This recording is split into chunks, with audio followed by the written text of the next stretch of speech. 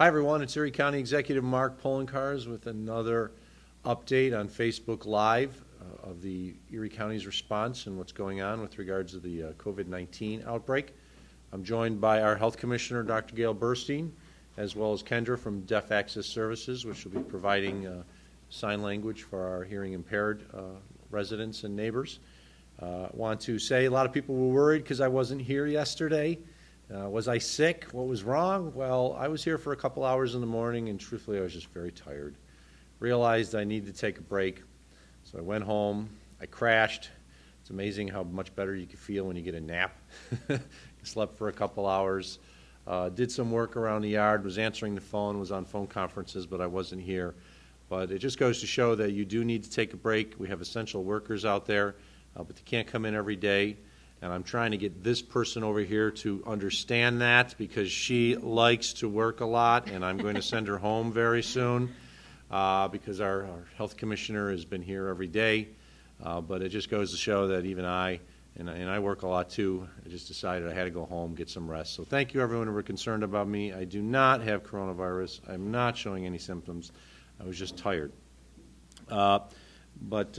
With that, we will talk a little bit about what's going on now, some of the responses that we've discussed before and some other new ones, and then open it up to questions. We've shortened the presentation so we can hopefully get more questions.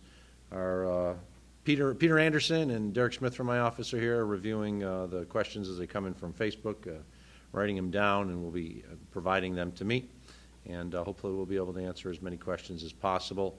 I have to get back onto a conference call with the governor's office at 4 o'clock, so we'll probably wrap this up around 3:45 at the latest. As always, the numbers are subject, and the things we're talking about are subject to change and generally do change during the middle of our presentation. So I want people to understand that everything you see here is subject to change. Just recently released some additional numbers. We have, at this point, 245 total positive cases from all labs in Erie County. We know there are more people that are actually tested positive across western New York, so if you see a slight different number from what was reported elsewhere, we're talking solely about Erie County numbers. We don't get the positive numbers regarding other counties, and even if we're doing a test for them, we send their test results to that county to announce. 245 total positive cases, all labs. As we unfortunately announced yesterday, we had 3 more people who passed, so now we're up to 5 deaths. Certainly offer my condolences and thoughts to the family members of those who've died as a result of the coronavirus in Erie County. We know there was a death in Wyoming County as well, so certainly want to pass on our condolences to all our Western New York neighbors who lost a loved one. I'm hoping that's the last ones that we report.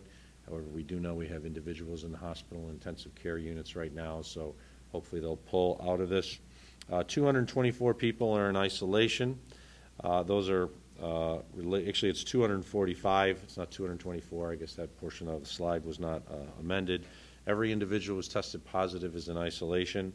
There are hundreds more in quarantine. Those are individuals who may have come in contact with the individual that we can identify while they were symptomatic. And I want to put out here right now, because a lot of people are questioning whether our epidemiologists are still doing contact tracing. They are doing contact tracing on the immediate people that we can identify, but a lot of folks are saying, why aren't we identifying whether they went to a Target or a Walmart or a Wegmans, and which ones? Well, they've been everywhere, folks. As best as I can see from what I've heard is they've been to pretty much every Target, every Walmart, every Wegmans, every Tops. People in this community have COVID-19. It is spread. All the recent cases are a result of community spread. There are cases that have been in hospitals. There are cases that have been in nursing homes.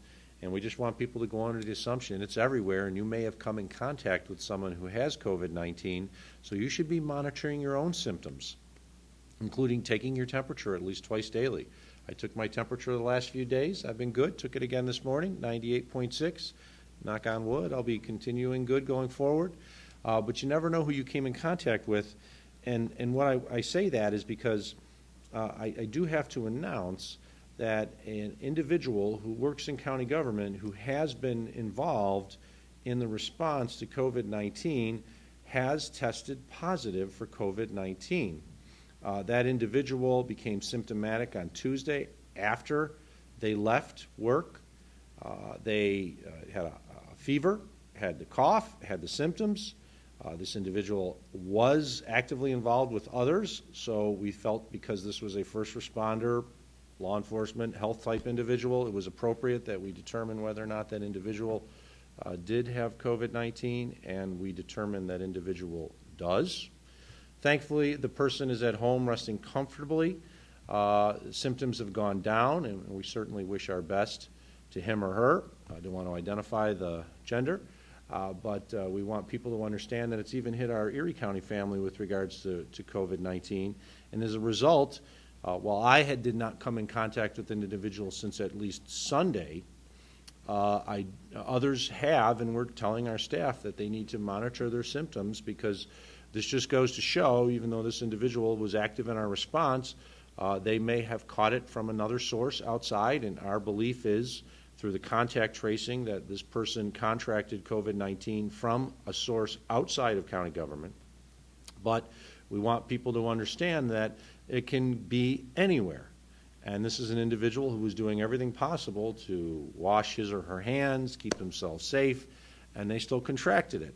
So we're monitoring our health. We're making certain that we're safe. If we were not, if I had a fever, I would not be here today. So for those of you who were worried that yesterday I was off because I was sick, I wasn't sick. I was just tired. But it goes to show that even someone in our Erie County family who's been involved in the response to COVID-19, including being in the Rath building, unfortunately contracted it. Now, that's why we say it's everywhere, because it is everywhere, and we want people to understand it and act appropriately, which means you shouldn't be going around and just having fun. If you got to go to the store, I understand it. If you want to go and do a little ride in your car and you don't leave your car, that's fine. If you're out there walking with your family, okay. But I'm getting reports of teams basically coming together and playing sports. That's horrible. We're getting reports of people having parties, like they're all cooped up. They said, hey, I'm going to go join my friends and have a party. That's terrible. If you're going to have a party with your own family, okay, no problem. Go ahead and do it. Have the food ordered and delivered and left on your porch, but don't get in contact with people that you have not been in contact recently because you could catch COVID-19. And so we're going to be monitoring our symptoms, and everyone should be, because if we do test positive or we become symptomatic, we need to find out, because there are other people who deserve to know it so that they don't end up catching the illness too. So it just goes to show that we all must be vigilant. I'll turn it over to the doc right now to talk a little bit more about, you got your own slides there? Okay. Community self-monitoring. Right. So as our county executive mentioned, that there are many people out in the community that may have COVID-19.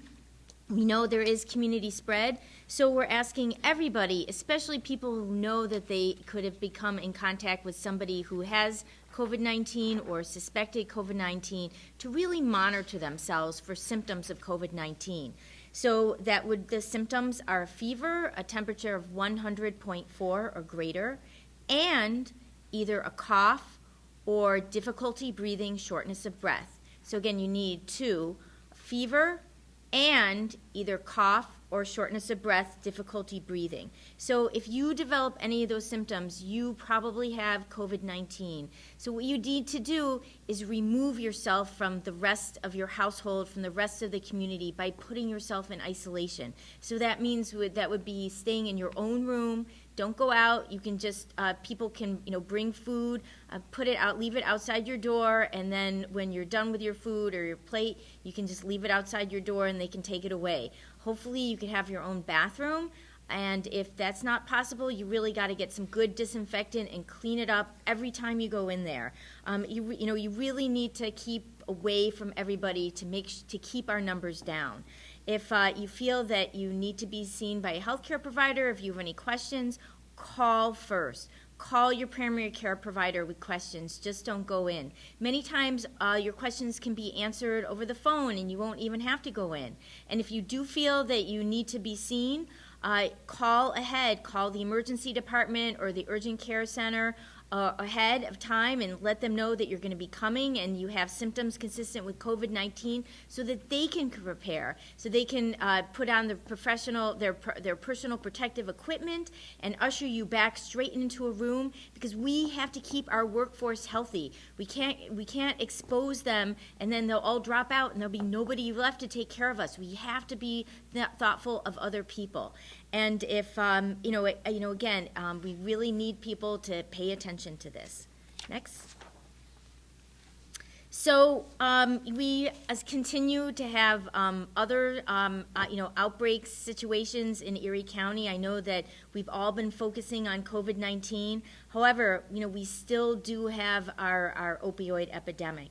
So these are data that we've gathered of Erie County suspected overdoses in 2020, where the non-fatal are in blue and the fatal overdoses are in red, from January through March. And you can see that what's very concerning is the number of suspected fatal opioid-related overdoses is really escalating. So that is still out there, and I know it's a stressful time, and people have different strategies to deal with stress, but please refrain on using any substances that you may have used in the past or that have made you feel good, because still everything is still laced with fentanyl, and whether it be cocaine, cannabis, methamphetamine, anything is still laced with fentanyl, and it's still dangerous. So please, call crisis services if you have depression, or you feel really stressed out and anxiety, or call your substance abuse treatment provider if you're not doing well. But please, and have Narcan. I'll turn it over to you. And thanks, Doctor. And if I can add, a lot of people thought it was a joke when I said don't do cocaine, wash your hands, don't do cocaine. I was not really thrilled when I saw that there was a shirt that was out there, and I asked the people who designed it to take it down, and they did, and I appreciate it.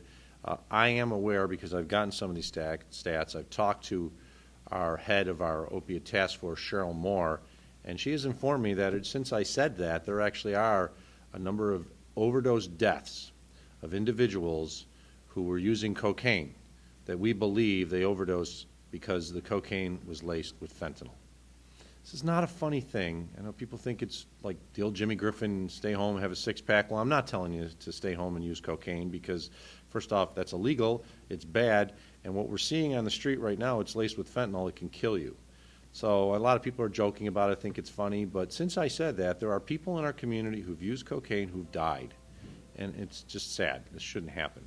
And so we want to get that information out there. We're seeing the increase in uptick in what appear to be suspected overdose deaths associated with the opiate epidemic. Fentanyl is the primary driver of the deaths in the opiate epidemic, and it's not just heroin fentanyl that you shoot in your arm anymore. It's in everything. As the doctor said, we're seeing it mixed in with marijuana too, to give a stronger high. And it's just, don't do drugs, but if you are going to use it, you should go into the assumption that it could kill you no matter what it is. And that's why the doctor said make sure you have Narcan, and don't do it alone, otherwise you may not wake up. Erie County's other responses, we have our Deputy County Executive, Maria White, who's here, who's worked very hard, and I thank her for ably filling in for me yesterday. But the Childcare for essential workers is still a key thing that we are working on. We've gotten more slots available through the Childcare Resource Network of Western New York. If you are an individual who is in searching for childcare, you need to call this number here, 877-6666, or you can go to the website that you see, wnychildren.org, and they will try to place you. And if also you are a child care provider and you have open slots, we are trying to put people into those slots so that the child care providers can continue, as well as make certain that our first responders, our public health professionals, those that work in hospitals, nursing homes that have children, can place them in safe child care. So this is very important. We're gonna highlight this every day, because there is a tremendous need out there. And if our healthcare workers, our first responders, our people on the front lines can't get child care, they're going to stay home with their children, which basically affects our ability to respond. We've had a lot of questions that have come in with regards to unemployment Unemployment is not handled by Erie County, it's handled by New York State. And you can apply online, but we've heard there's problems where it hasn't always gone through on the application.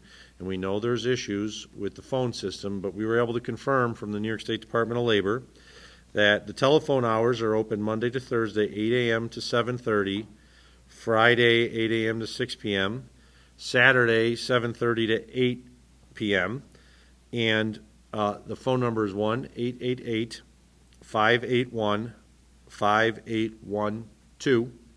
And they've changed the way you can file so that there's less crush, which is if your first letter of your last name begins with A to F, you file your claim on Monday. If your first letter of your last name begins with G to N, you file your claim on Tuesday. And if the first letter of your last name begins with O through Z, you file your claim on Wednesday. So hopefully that will reduce the crush with the Department of Labor. You can file online at the address you see on the screen, or you can call 1-888-581-5812 and file it on the date that you see your claim should be processed based on the first initial of your last name. Now, a lot of people are looking for work. There are many employers that are still hiring in Erie County, including those that are in the grocery business as well as in the food service and food production business. We are updating our website with a new web page. It's already up. It's online, www.erie.gov/ all one word, community jobs. You see it up there. Employers are hiring. You click on that link, you'll find a lot of the employers that are hiring. You can then click on those employers and get the information on those jobs. Many of them can be applied online. Most of them can be applied online. So if you're looking for a job, there are jobs available. As we know, some of the grocers have actually increased their starting wages, given increases for their employees. Others are hiring new workers, full-time and part-time. So if you're looking for a job, there are jobs available. And we want people to understand that it's difficult out there. A lot of people have lost their jobs, but there are jobs open, and there are jobs that are being created, basically as I speak, with a lot of our local companies. So if you are looking for a job, go to our website, and you'll find out information on it. In addition to that, yesterday I asked, actually sort of ordered, but I asked politely, the head of the Workforce Investment Board, Jeffrey Szymanski, our workforce director, the head of the Buffalo Niagara Partnership, Dottie Gallagher, the head of the ECIDA, Steve Weathers, and my senior executive office analyst for economic development, Andy Federick, to start putting together a task force to address issues of the business community. They're working on that right now, in conjunction with my Deputy County Executive, Maria White, who's always active in the economic realm. And hopefully we'll be able to announce on Monday some important news with regards to that, including the creation of a task force to help address the issues that our local business community is dealing with. So we're going to have representatives from government. We're going to have representatives from the business community. We're hoping to even have economists on there so we can have a better picture about what's going to happen with our local economy in the next few weeks and months as we deal with this. But hopefully on Monday we'll have more information with regards to a task force that I will be impaneling, and I'm asking these 4 individuals working with others to come up with some of the ideas as well as the task force members. So you'll be hearing a lot more from that next week from me. I'm going to turn it over to the doc to talk a little bit. Doctor, my mother's going to yell at me, Dr. Burstein, to talk about mental health. Thank you. So, excuse me, my page. So we know that this is a very stressful time for people. It's really difficult to isolate yourself and not be with others in this very stressful time. We're all scared about this virus, and we're all scared of what's going to do in the community. And just want to let you know that anxiety is normal. I mean, we're all experiencing anxiety over this. And so you shouldn't feel alone and different because you're anxious about this situation. So, again, this is going to be going on for a long time, months. I mean, maybe longer than a year. I mean, we know that it'll take like 18 months to get a vaccine. So this is not going to end anytime soon. So we have to figure out like how we're going to deal with our stress and make ourselves feel comfortable to go on forward for the next year or 18 months. So some things to think about to relieve your stress is, take walks. Now that the weather's getting warm, you can go outside and get some fresh air. And remember, walks either with yourself or just limit it to close family members, people living in your house already. Don't get like big gangs of friends and go out with a walk. Remember, that whole defeats the purpose. Or run. I've seen people in the groups that like to run together, 10 to 12 of them. Bad idea. Yes. So, and then also, reach out to your friends and family you haven't seen for a while. Shoot somebody a text. Call them up, Facebook them. I mean, there are a lot of ways that we can communicate, even if it's not in person. And then, really important, ask for help if you need it. You shouldn't be ashamed to ask for help. That's what we tell our kids all the time, ask for help if you can't do something. And, we should be asking for help if we're having problems managing our anxiety and our stress. And so remember, we have crisis services, where there's a lot of great information on our Erie County website of great mental health services. So again, reach for help. You're not alone, and we can get through this together.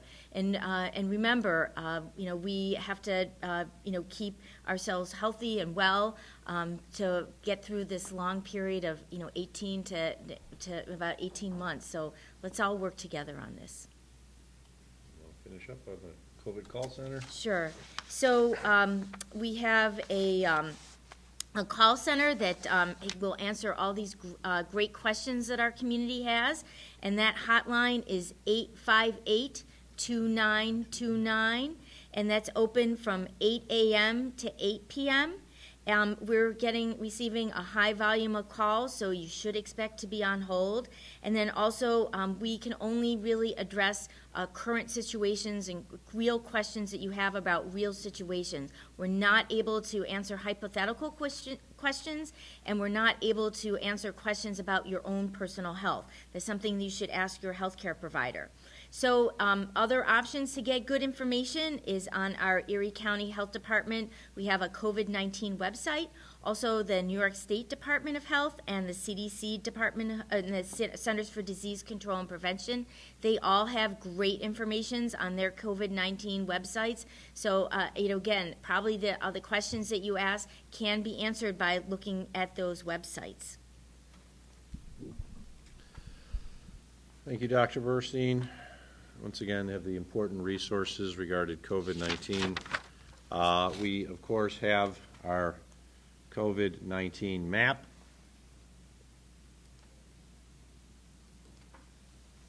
Which shows the active cases, those that have recovered. And we do have 16 who've recovered now.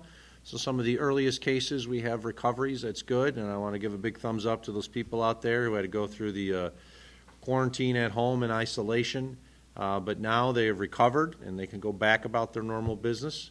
And I know that we're all rooting for anybody who gets COVID-19, so congratulations to all of you that recovered. Of course, we have, unfortunately, the deaths. We are not identifying the deaths by residents, but you can, of course, click on any of the towns. So here's this big city, City of Buffalo. City of Buffalo has 81 confirmed cases. If you see a 0 on your town, that doesn't mean anything. It just means we haven't tested anybody that lives in your town and found a positive, but it's there because we know it's in Wyoming County, it's in Genesee County, it's in Niagara County, it's in Orleans County, Chautauqua, Cattaraugus, Allegheny. It's all over Western New York.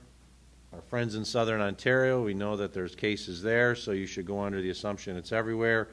As I said, we're not listing all of the locations that people have been at because we'd be here for probably 6-7 hours identifying all the locations because it's everywhere, folks. It's been in every major department store. It's been in every grocery store that you can imagine. And our goal is with the contact tracing is to identify the individuals who were there in direct contact with these people while they were symptomatic and let those individuals know. Even then, they won't get tested. Under the new protocols we have, they won't get tested. They have to monitor their symptoms. If they happen to be in a situation where we've talked about, like law enforcement, healthcare professionals, and the like, then they might get tested, especially if they show symptoms. But it's everywhere, folks, so you shouldn't expect a list of us of all the locations that the 245 people had been. If that's the case, we'd be here for hours and hours and hours because it's everywhere. And you can imagine now, after seeing what's happened across the country, we should just go under the assumption it's been everywhere, and you've come in contact with someone who may have had it. And as I noted earlier, there's a member of the Erie County staff who's worked in the COVID-19 response, including in this building, who is now tested positive and is at home resting comfortably, doing well, I've been told.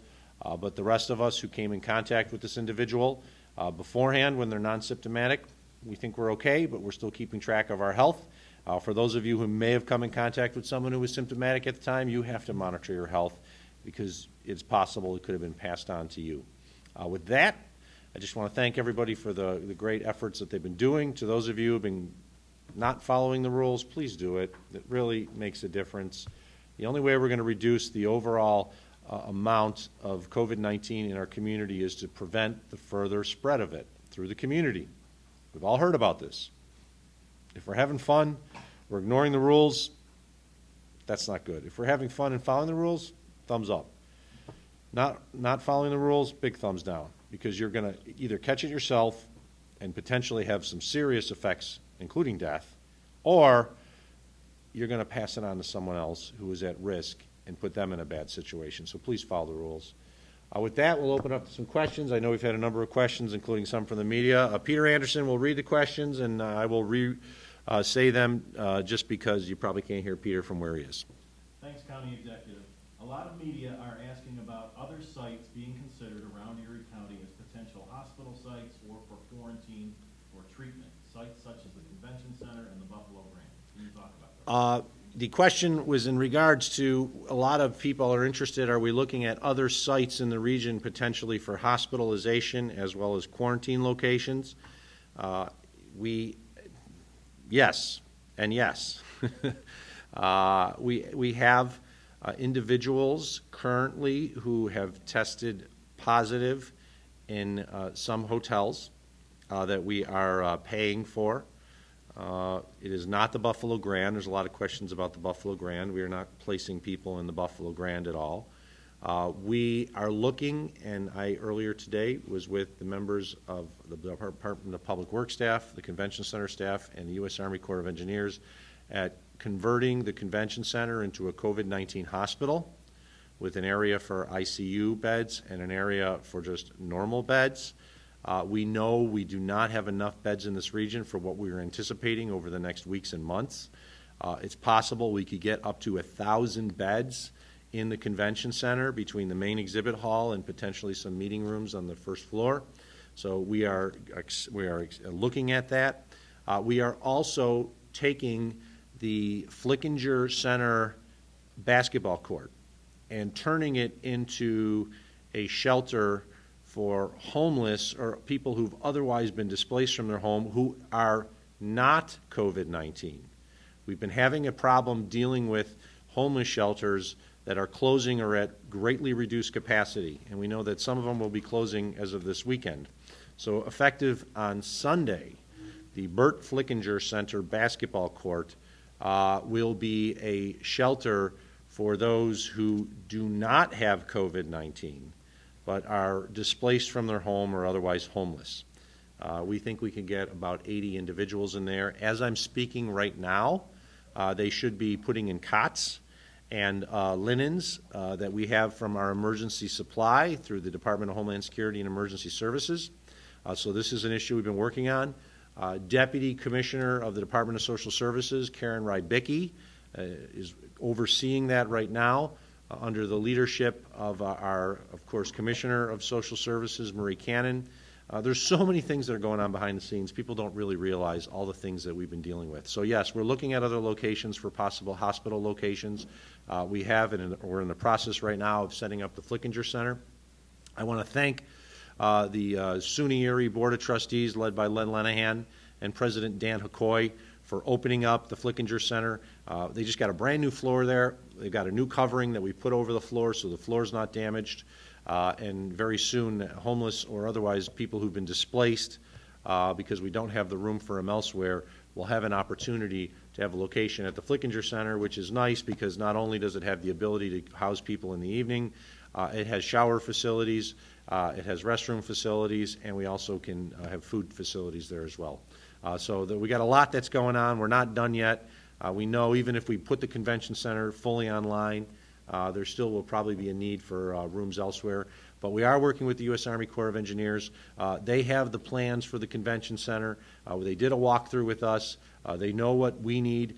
It looks promising. They're going to tell us whether it can be done, and if so, they're going to actually draw up the specifications, and then we will work with New York State, and if they declare that this area is to have a public hospital like that created, then we believe the convention center would be the best location for it. It allows for drive-in ambulance service in 2 different locations. It allows for creation of nursing stations as well as you've got hot areas in a hospital. There'd be hot areas in a hospital. There'd be cold areas as well where people do not have to worry about coming into contact with individuals with COVID-19. So I want to thank Paul Murphy and his staff at the Buffalo Niagara Convention Center for opening their doors to us and working with us. And we're hoping we don't need it. We're expecting we might, and we're planning for it because, once again, you plan for the worst, hope for the best, and right now we're planning for the worst. Next question. This is a question for Dr. Burstein. A lot of people watching, Doctor, have questions about ibuprofen and its effects on the virus. Can ibuprofen still safely be used? Does it affect the virus at all? The question is, can people who believe they may have COVID-19 safely take ibuprofen?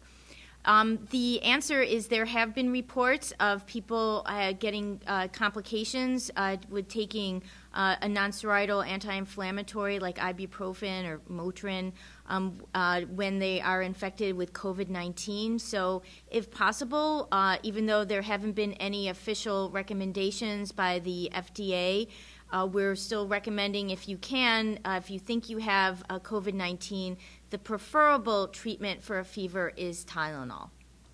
Thanks very much. Here's another question for the county executive.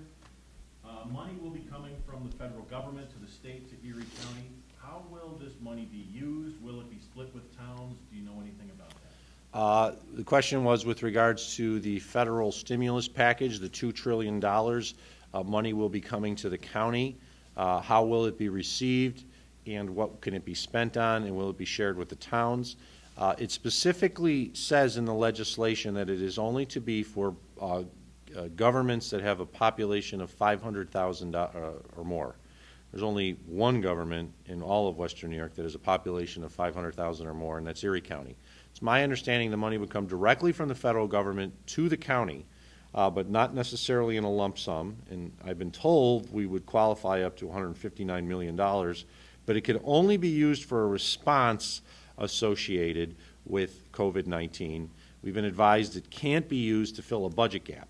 So if we have a budget gap of $40 million, we cannot take the money and use that to offset it, as has been informed for me. But we can use it for the costs associated with responding, like turning the convention center into a COVID-19 hotel. The costs that we've incurred already with regards to our various drive-in testing sites that we have for those, and there are costs, our overtime costs, the cost of feeding employees, the cost of transporting individuals. But in hospitals are dealt with differently. Hospitals and healthcare providers are in a different pot of money with that $2 trillion stimulus package. I am not aware and do not believe that Erie County can share the funds that it receives with any other government because the stipulation in the law is clear. It is only for governments that have 500,000 or more people, and it is directly for that government's response. So we can't go out there and fix a budget gap that a town may have or the cost that may have been incurred by a smaller sized government. That is what we've been informed. We haven't seen any money. I don't know when we'd get it, and I'm hopeful that we get it. It could be a possibility. I say we get it soon. It could be we have to seek reimbursement for costs that we incurred, so we incur the cost and then bill the federal government. We're still learning all those details. The House just approved the bill. Thank you to our House members. Brian Higgins, I believe, I know supported it. and he's the only other congressman we have right now because the 27th doesn't have a congressman. So thank you, Congressman Higgins. I know Joe Morelli from the Rochester area was supportive. I believe Congressman Tom Reed was supportive from the Chautauqua, Cattaraugus, Allegheny, Steuben County, and eastward areas. They all understood the importance about getting this bill passed. But thank you to our congressional representatives for supporting it. Next question. This question is for Dr. Burstein. It's from the Buffalo News. Doctor, what are your thoughts on the rapid increase in cases? With 2 weeks of data, are you surprised by the numbers of confirmed cases, hospitalizations, and ICU cases and deaths? So the question is, what is our reaction to the increasing number of COVID positive patients, both in the community and in the hospital, including in the intensive care unit? So this is what we've been expecting. I mean, this is what we've seen happen in China, Italy, Spain, Japan. Every country across the globe has experienced this similar type of epidemic curve. And so I think that we are still at the beginning of our uptick. I mean, we haven't even nearly reached our peak, and it's we're going to see more and more numbers. We're going to see more people hospitalized. We're going to be unfortunately see more deaths, and I want to stress that there is something we can do about it. We can change the shape of that curve if we all adhere to these non-pharmaceutical interventions, and the most important is the social distancing. There's a lot of great scientific studies, great mathematical modeling showing that if we can get some good social distancing in our community, the curve will be much flatter compared to if we do nothing. That is the most important part of what we can do, is the social distancing. Hand washing helps, closing schools helps a little bit, but really the social distancing is the most important. So it's not like, well, it doesn't matter if I don't participate. It does matter if everybody participate. This is a community problem, and we all have to work on this together and participate in social distancing. Thanks. Here's another one for you, Dr. Burstein. When you announce deaths and hospitalizations from the coronavirus, can you include if they had pre-existing conditions? I really cannot discuss individual cases, and I don't have actually on the big picture access to that level of detail. We know just from experiences in other places in the United States and globally, the populations that are most at risk of getting severe illness and death is our seniors, and then people with other chronic conditions like chronic lung, chronic heart, diabetes, so any chronic conditions, and smokers. So those individuals, we have to be very, very careful that we keep them away from anybody else. The social distancing and monitoring them for fever and cough or difficulty breathing is the most important of this very vulnerable population. And I will note, just because you might not have heard the question was, will we be releasing specifics about the individuals who passed with regards to chronic conditions and the like? And the answer is no, but what we do reveal is the age range and the gender. So we want people to understand we're not going to go out there and identify 4 or 5 different conditions an individual might have, because often we don't know that ourselves. We get the data from our partners in hospitals and elsewhere that of somebody's passing, but we don't always know about all the particulars associated with that, and we have to, in some ways, protect the confidentiality of an individual. If a family member wanted to reveal that, they could, but we can't.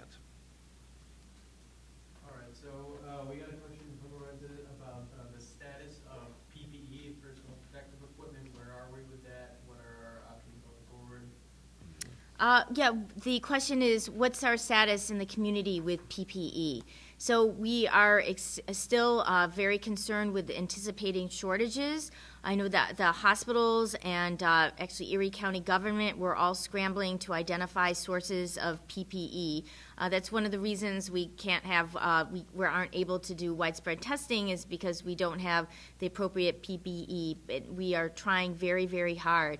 We know that we're going to have many, many more people hospitalized, including in the ICU. So that is very, very important. I know the hospitals have put a call out And for anybody in the community, any healthcare offices that have PPE because they're not, and that they can spare because they're not seeing patients right now, it'd be great if they could contact one of the hospitals or Erie County government, and we'd be happy to accept it.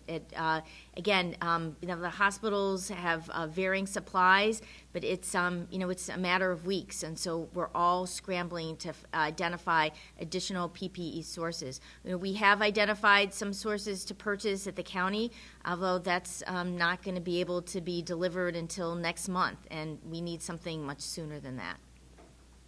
Okay. And I will note, we have an order in with New York State. We were anticipating receiving a certain number of PPEs late last night or this morning. I actually have not had the chance to talk to the Department of Homeland Security and Emergency Service personnel who were confirming the receipt of that. New York State has been in contact with us for our priority items, and part of our priority items were PPEs, and I hope we actually did receive those by this morning, and if so, we have at least some good news with regards to items that we received, but there's a shortage everywhere, as we all know. A question for you, County Executive, and it comes from a renter who is watching. Once this is over, can a landlord demand immediate back rent? Will there be a timeline or any guidance on that? The question is, once this is over, can a landlord demand immediate back rent, and is there a timeline or guidance on that? I would recommend you go to the New York State Attorney General's website. The Attorney General actually has, let's see if I can pull it up here, a coronavirus page. A coronavirus page to talk about all of the issues and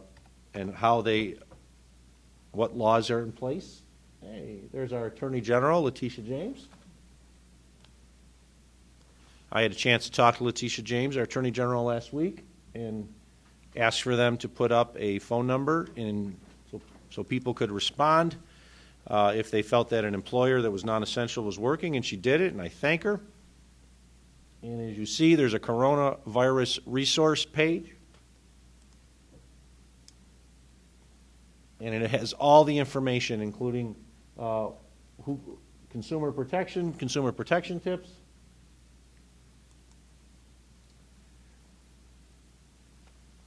I'm not going to be able to go through all this, but I would suggest you go to the the New York Attorney General's page, scroll through this, you'll find the information. There's also a hotline you can call with the questions with regards to these types of matters.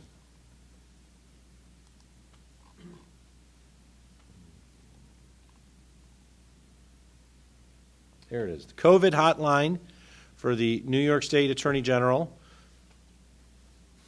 is 1-888-364-3065.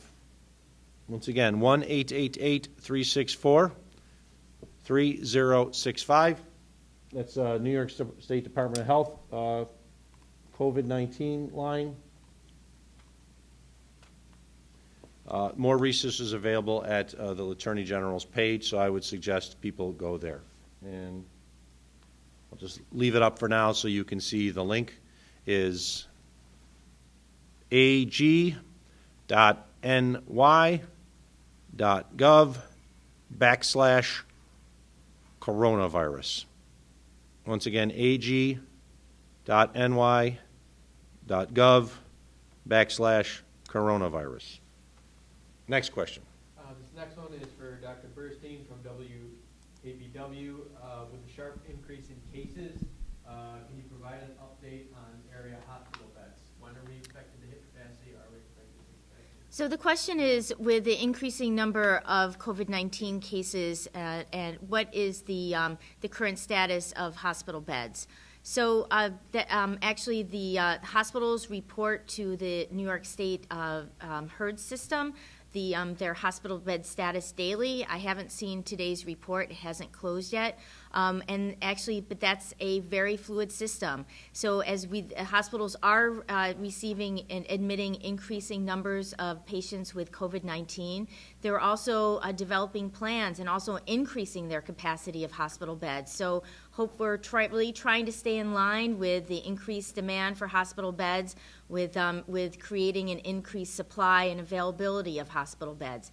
But again, we were very worried that eventually our community will surpass the supply. So that's why, again, it's really important that we all work together in social distancing and participating in these other non-pharmaceutical interventions to keep that curve down. We can take a couple more questions, or we have to run. Okay, here's one for the county executive. Is there any timeline on when non-essential employees may be able to return to work? The question is there any timeline on when non-essential employees will be able to return to work? And the answer that we have is no. We don't know. We were looking at some modeling that was provided to us by outside source. They did an examination of the Italian situation, the Chinese situation, what's going on in Spain, and they also did an analysis in New York City. And we might not see our peak for weeks. We know we're at least 20 to 30 days behind where some of these other areas are, so we're 3 to 4 weeks behind. I am going into the assumption that we are going to be dealing with this through early April and maybe all of April. I know there's a deadline or a timeline in which the students are off in school until, is it April 10th or April 20th? April 20th. It's good when somebody has a student in the school. They know exactly. I don't know if we're going to be able to reopen the schools then or if we're going to have to delay it. It's all going to depend on the situation, which, as we've talked about, is fluid. We are seeing an increase in cases. We're seeing an increase in hospitalization. We expect that to continue for the upcoming weeks. We're hopeful it doesn't, and it only won't if people follow the rules with regards to preventing community spread.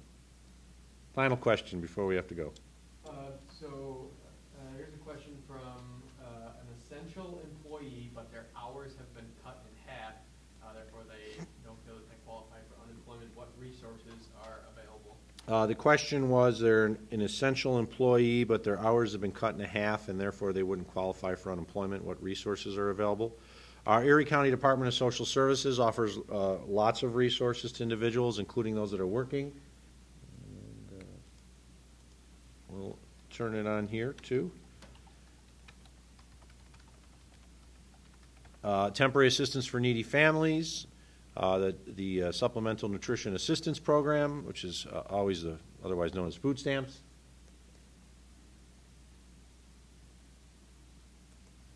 We'll click on the link to the Erie County Department of Social Services. You find all kinds of assistance here. SNAP, that's the Supplemental Nutrition Assistance Program. Emergency services, if you are having significant issues, have a housing issue or others, you can click on emergency services.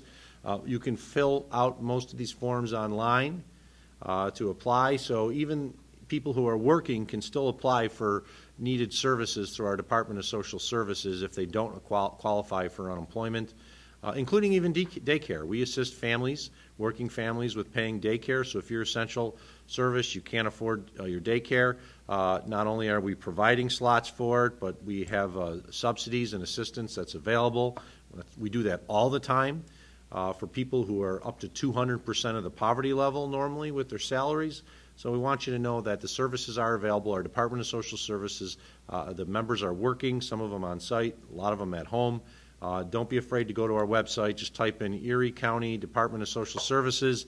You'll find our website, and you can go right there and find the appropriate program. Click on it, and a lot of it you can apply online. With that, got to get going because I got to get in a conference call at the governor's office. I want to thank everybody once again for participating in the call, sending questions through Facebook. Just reminding everyone, we need to be safe. We need to think about not just ourselves, but everyone else out there. We can be physically distant from each other, but still be socially connected. It's very important that we do that. There's helpful phone numbers that are available in case you're very stressed out, don't know where to turn, feeling there's no hope. Call 716-834-3131. That's our crisis hotline.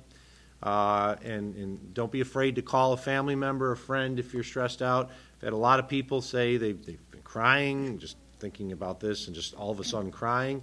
That's normal. People have a lot of stress, a lot of anxiety. It's normal. I think in some ways I'm lucky. The doctor and I are lucky. We've got a routine. We're coming in. We're working hard, putting in a lot of hours. But we have a routine. We're not sitting there all day just thinking about what's going on because we're constantly busy. Usually when I get home at the end of the day, I'm thinking about it, and that's when I pick up the guitar. So, Kendra's got a little cough. So, I do not have COVID. okay, she said she doesn't have COVID, and I thank her for coughing into her arm. But we want everyone to know that be safe. We're going to be here for you through the duration of this. I might have to have a day off. She's definitely going to take a day off if I'm making her, because we can't afford our doctor to burn out. But be safe, everyone, and see you soon. Take care.